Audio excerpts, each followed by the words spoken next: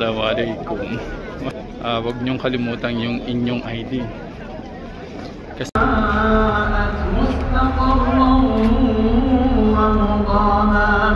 والذين إذا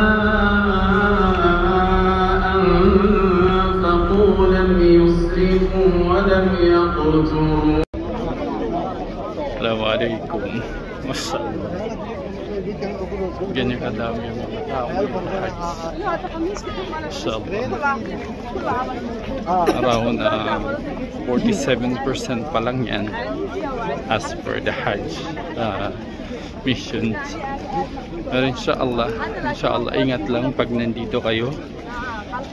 Huwag nang kalimutan yung gamit yung mask para sa mga protection naman ninyo, inshallah.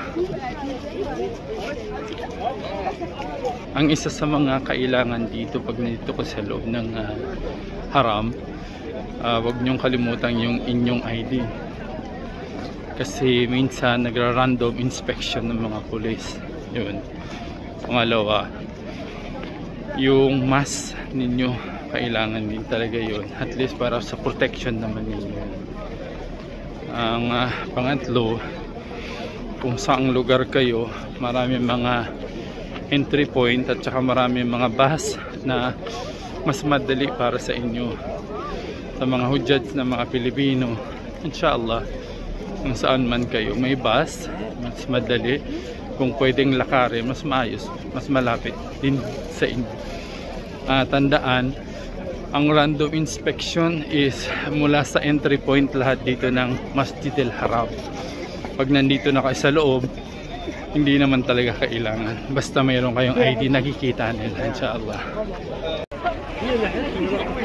So, ganyan kadami yung mga hujjaj, mashallah. Katatapos lang Salatul Maghrib dito.